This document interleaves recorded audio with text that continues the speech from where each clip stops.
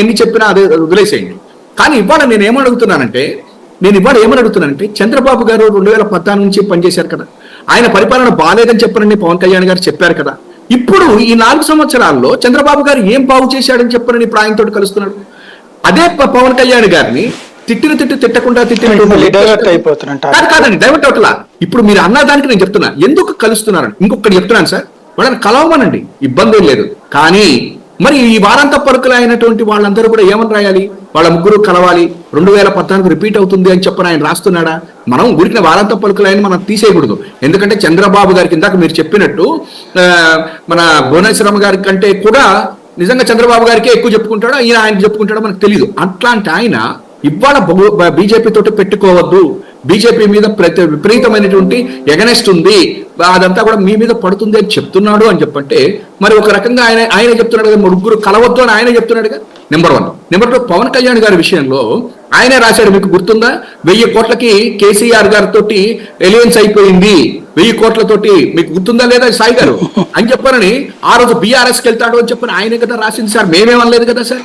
మరి నేనేం చెప్తున్నానంటే క్యారెక్టర్ అసాసినేషన్ చేయటంలో చంద్రబాబు తర్వాత ఈ వారాంత పలుకులు ఈ మధ్య కాలంలో ఈనాడు కూడా విపరీతంగా పెరిగిపోయింది. జగన్ గారి మీద ఈర్ష్య ద్వేషం అసలు కక్కటంలో ఈనాడు ఆంధ్రజ్యోతి ఎంత పోటీ పడుతుంటే చంద్రబాబు గారు వాడిద్దరిని మించితే వాళ్ళని మించి రెడ్ డైరీ పట్టుకుని లోకేష్ బాబు గారు పరిగెత్తుతున్నారు. నేను చివరిగా ఒక్కటే చెప్తున్నాను సార్, ఇవాళ వీళ్ళ ముగ్గురు కలవసేటువంటి అవకాశం ఎందుకు లేదంటే ముగ్గురు మధ్య కూడా కోపాలు ఉన్నాయి. ఇందాక ఒక్క మాట అంటున్నారు చౌదరి గారు, లోకేష్ గారు ఆయన గౌరవిస్తారని. సార్, రాజకీయాల్లో లోకేష్ గారిని నిజంగా చెప్తున్నా, చంద్రబాబు గారు ఎప్పుడైతే లోకేష్ ఆ మాట అన్నారో ఏమని, చంద్రబాబు గారు మా ముఖ్యమంత్రి అని, కాదు అది తప్పు అని ఒక్కళ్ళన్నా ఒక్కళ్ళు కూడా ఖండించలా. నేను మళ్ళా చెప్తున్నా, ఇంకొక వెన్నుపోటు పవన్ కళ్యాణ్కి పడుతుంది. ఇవాళ పవన్ కళ్యాణ్ గారు లోకేష్ గారు కలిసి మీటింగ్ అయితే పవన్ కళ్యాణ్ గారికి డెఫినెట్ గా ప్రజలు ఎదుస్తారు, లోకేష్ ఊరుకుంటారు.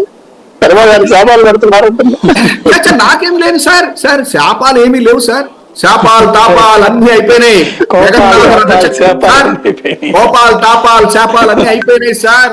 జగన్నాథ రథ చక్రం కింద ఈ తెలుగుదేశం జనసేన ఎవరు